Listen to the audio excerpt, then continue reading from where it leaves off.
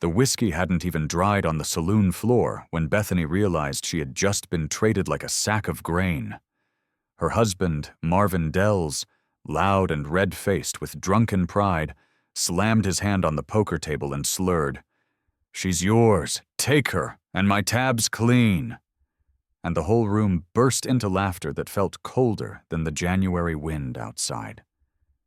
Bethany stood frozen near the stove, baby Henry cradled in her arms, the hem of her dress still damp from cleaning the boots of men who wouldn't even meet her eye. She looked to Marvin, thinking surely it was a joke, that he'd turn and wink, that someone would stop him. But he just swayed, belched, and muttered, "One less mouth to feed," before stumbling out into the street like he'd just sold a mule, not a woman who'd nursed him through pneumonia and birthed his son in a barn with her bare hands. The man he'd sold her to didn't laugh. He didn't even smile. He just stood there, broad-shouldered and silent, his hat casting a shadow over steel-gray eyes that studied her, not with hunger, but with something unreadable. Bethany expected a command, a grab, a grunt, but instead he walked over, reached gently for the baby, paused, and said, "You comin' or not?"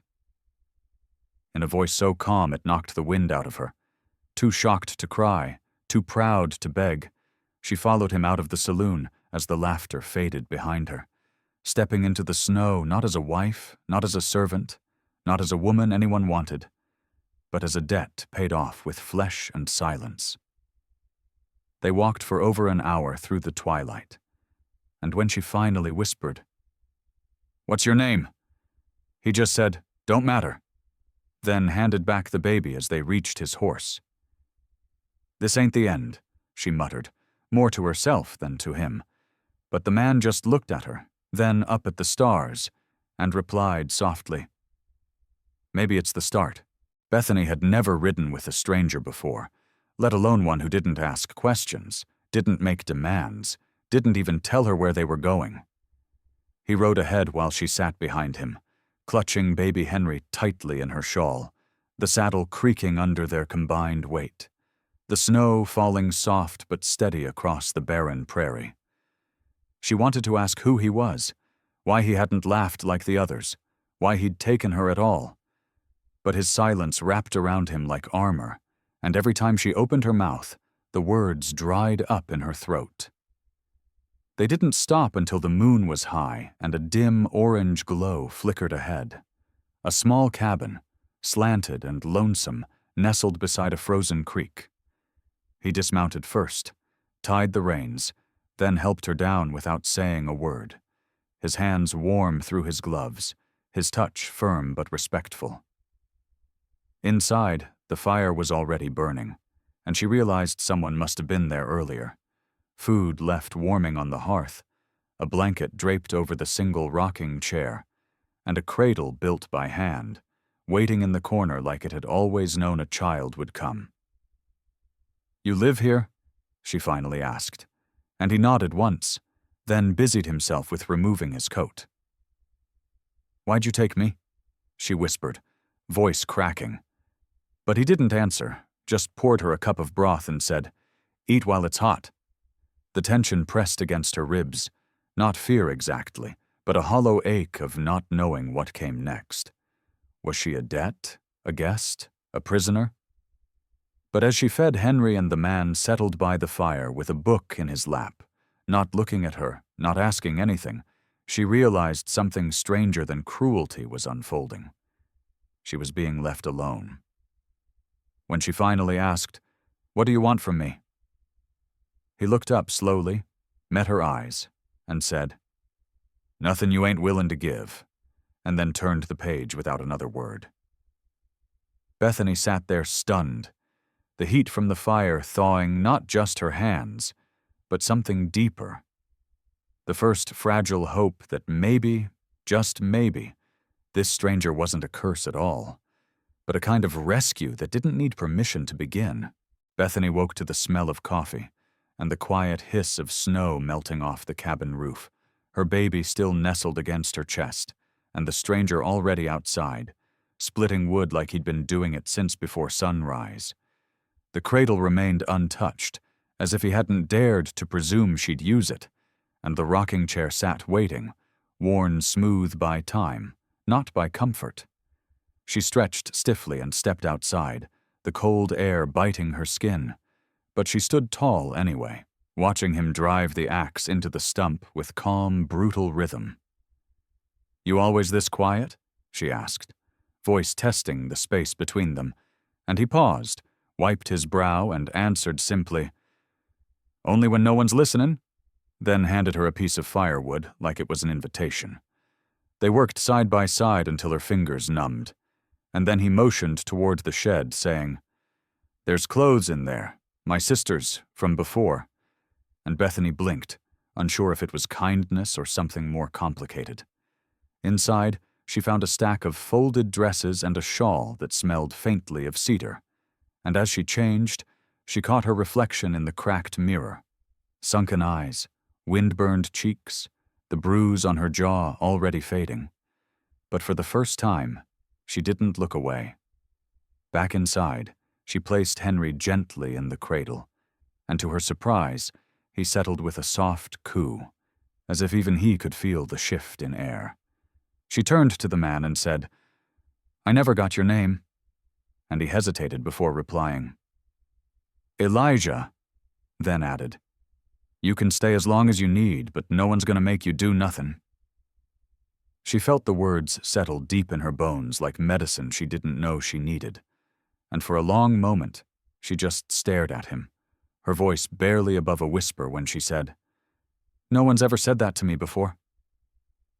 That night, as Henry slept and the wind howled outside, Elijah carved quietly by the fire, some little animal from a block of pine, and offered it to her without a word.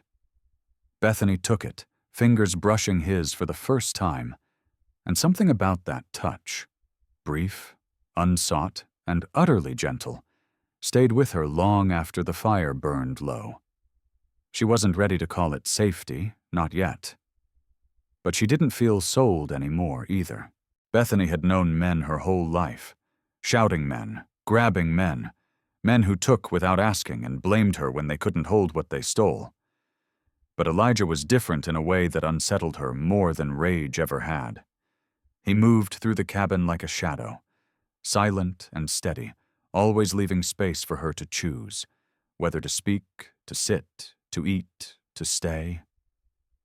She watched him closely as days passed, searching for the moment he'd reveal himself to be like all the rest. But it never came.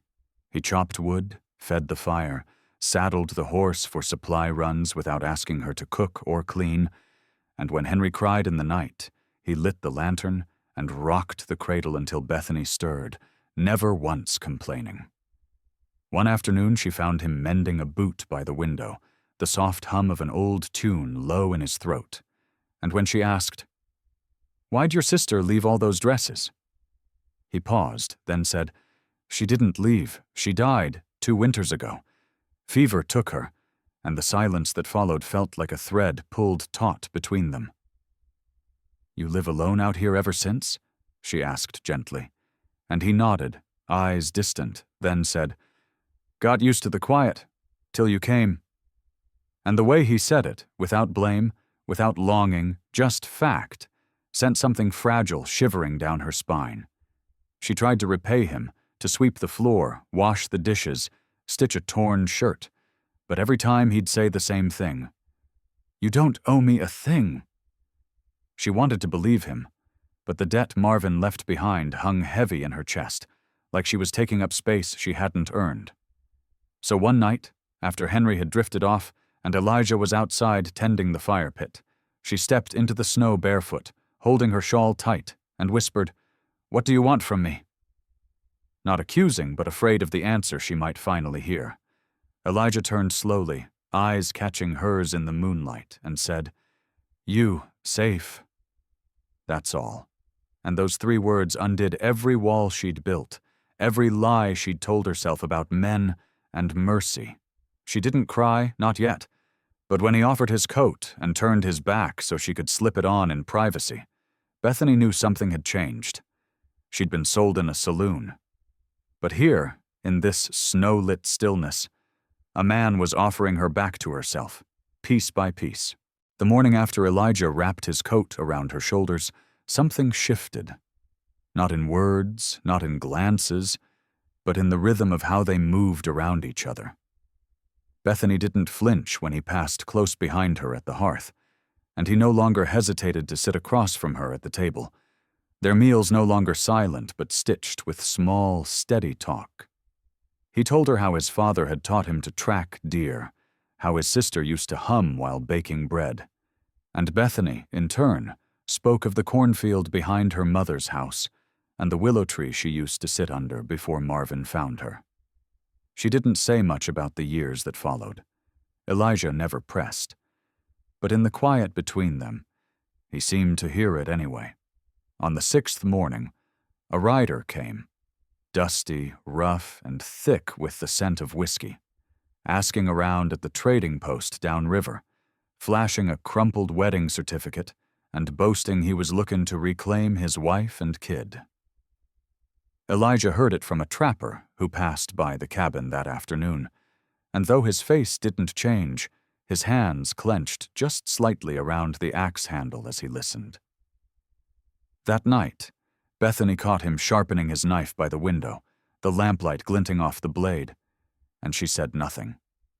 Because for the first time in her life, someone was preparing to protect her without asking her to earn it. She didn't sleep that night, her mind racing with memories of Marvin's grip, his threats, the stink of gin and sweat. But when Henry stirred and cried, she rocked him without fear that someone might wake angry. Come morning, Elijah told her he'd be gone a day or two, voice calm as ever, and when she asked where, he only said, "To finish what someone else started." He didn't ask her permission, and she didn't beg him to stay. She just packed him bread, tied it in a cloth, and slipped it into his saddlebag with hands that trembled only a little. As he rode out into the pale light of dawn, Bethany stood in the doorway with Henry on her hip, her heart pounding with a truth too new to say out loud, that she wasn't afraid of being left behind anymore, because the man in the snow was no longer a stranger, and this time, she knew he'd come back. Elijah didn't return that night, nor the one after, but Bethany didn't panic. She lit the lantern at sunset, kept the fire warm, and wrapped Henry tight as the wind howled around the cabin like an old ghost come calling. On the 3rd morning, she spotted a lone figure in the distance, horse trudging through the snow, and her breath caught. Not because she feared it wasn't him, but because some part of her heart had finally accepted that it was. When Elijah stepped down from the saddle, clothes dusted with frost and a thin line of dried blood along his sleeve, she rushed out, bare-handed, snow biting her ankles as she whispered, "Are you hurt?" But he shook his head, calm as ever, and said, "Ain't my blood." Inside, he sat by the fire, cradling the mug she handed him, eyes dark and unreadable, and for a long time he said nothing. Finally, he murmured, "Your husband won't be looking for you anymore." And Bethany didn't ask what that meant. Didn't need to. She sat beside him in the firelight, Henry sleeping in the cradle between them, and felt a strange, aching peace settle into her chest. Not from justice, but from the end of fear. "You didn't have to do that," she whispered. But he looked at her then, really looked, and said, "Didn't have to take you home either, but I did." She wanted to say thank you, but the words felt too small, too thin. So instead she reached over, placed her hand on his, and let silence speak what her mouth couldn't. Later, when he rose to stoke the fire, she stood too, steady on her feet, and said, "You keep giving me things I don't know how to carry." And he turned, face soft in the glow, and answered, "That's 'cause they was always yours to begin with. Someone just had to hand 'em back." The snow outside fell thicker now, but the cabin felt warm, the walls no longer a shelter of last resort, but a place where things could grow. Trust, safety, even the fragile beginning of love.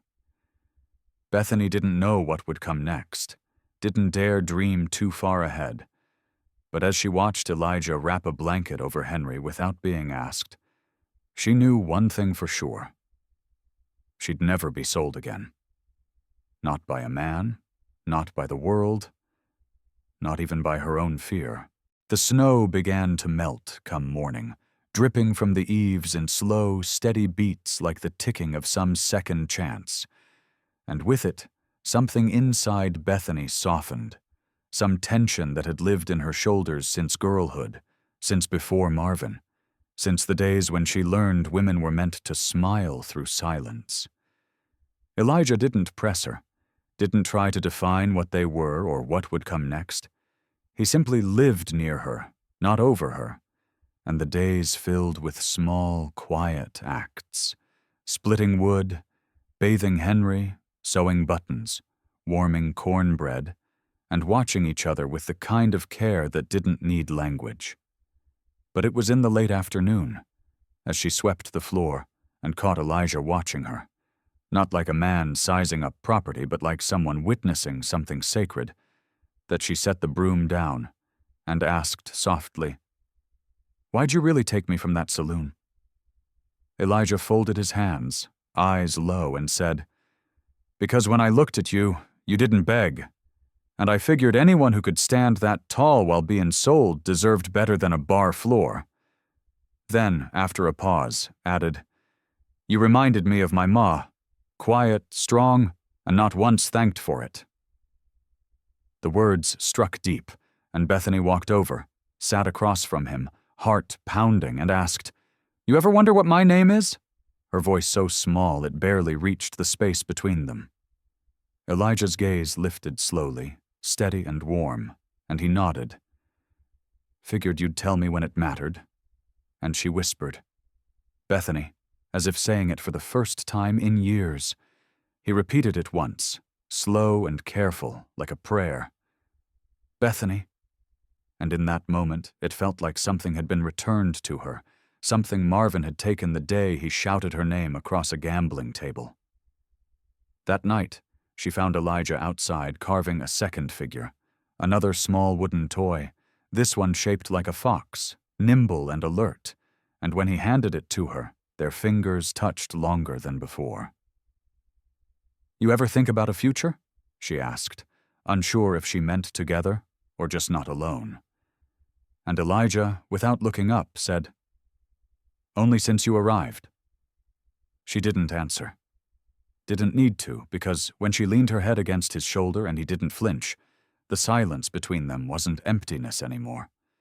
It was a promise still being written, one night at a time. The thaw brought more than sunshine. It brought word. A courier stopped by the cabin one afternoon with mud on his boots and a folded paper sealed in red wax, eyes flicking between Bethany and Elijah like he wasn't sure who the real head of the house was. Bethany took the letter with trembling fingers, breaking the seal to find only 2 lines, scribbled in Marvin's sharp, crooked hand. "If you think I'm dead, you're wrong. You're still mine. I'm coming." She dropped the paper as if it burned, her chest tightening like it had all those nights she braced for his footsteps on creaky floorboards. Elijah read it once, then folded it without comment, and placed it into the fire, watching the flames eat each word like they were poison. "He's bluffing," he said calmly, but Bethany could hear the tension behind it, the way his jaw set, the way his fingers tightened around the arms of the chair. "What if he's not?" she asked, voice shaking, and Elijah didn't answer with words. He stood, crossed the room, and opened the door, showing her the view beyond. The creek, the open field, the path to the mountains where no man's law reached. "If he comes," Elijah said, "we're not here. We're gone before his boots hit the ridge." But Bethany shook her head, eyes burning. "I won't run again. Not this time. Not with Henry." Elijah looked at her, long and hard, then nodded slowly. "Then we stand." The next morning they packed supplies, laid out a rifle, practiced with quiet determination. Bethany even tried her hand at loading it, her fingers shaking less with each shell. But even as they prepared, life moved forward. Henry laughed for the first time. Bethany baked her first bread without burning it, and Elijah fixed the shutter that had been banging since winter. Each act was small, but together they wove something stronger than fear, something that felt like a life, not just survival. And that night, after Henry slept, and the wind howled outside like it always had, Bethany whispered, "If he does come, and something happens, I just want you to know, no one's ever made me feel more like myself than you have." Elijah didn't answer right away, but then reached over and took her hand, pressing it to his chest, where she could feel the heartbeat steady beneath her palm. "Then let's make sure no one ever takes that from you again." He came at dusk, just as the sky turned the color of rust and crows circled above the trees like omens. Marvin Dells, thinner than Bethany remembered, angrier too, with wild eyes and a pistol swinging low on his hip like he meant to use it. He didn't knock, just barged into the clearing on a lathered horse, shouting her name like it still belonged to him, like the past year hadn't carved whole canyons between them. Bethany stood in the doorway, Henry in her arms, her spine straight, her breath calm, Elijah beside her, rifle in hand, not pointed but present, a quiet barrier made of muscle and steel. "She's mine," Marvin growled, pointing, "and you're gonna give her back, or I'll take her like I should have in the first place." Bethany didn't flinch, didn't step back. Instead, she walked down the porch steps with Henry pressed to her chest, her voice low but steady as she said, "You sold me for whiskey, Marvin. You don't get to call me yours anymore." He sputtered, rage choking him, but Elijah spoke then, the first time Marvin seemed to register him as anything more than an obstacle. "You'll ride out now and you won't come back. I don't care where you go, but if you cross this ridge again, you won't leave breathing." Marvin laughed, but it cracked around the edges, and Bethany could see it. He was a coward at his core, always had been, and when Elijah stepped forward without blinking, Marvin's grip on the pistol wavered. "You think she's worth all this?" he sneered, but Bethany answered before Elijah could, "More than anything you've ever held in your hands." That silenced him. Marvin stared at her like he didn't recognize what she'd become. Because he didn't. She was no longer the girl he shoved aside, the woman who cried into silence. She was a mother, a protector, and now, finally, her own. Marvin spat on the ground, muttered something foul, and turned his horse hard, galloping away without a shot fired, without even a look back. The quiet that followed wasn't relief. It was finality, the clean break of a chain once thought permanent. Elijah stepped to her side, his hand resting on her shoulder, and for the first time, Bethany didn't just feel safe. She felt free. And as Henry stirred against her chest, she knew they hadn't just survived something. They'd ended it. Spring came early that year, the snow vanishing beneath fields that hadn't seen green in 2 seasons, and with each thawed patch of earth, Bethany planted something.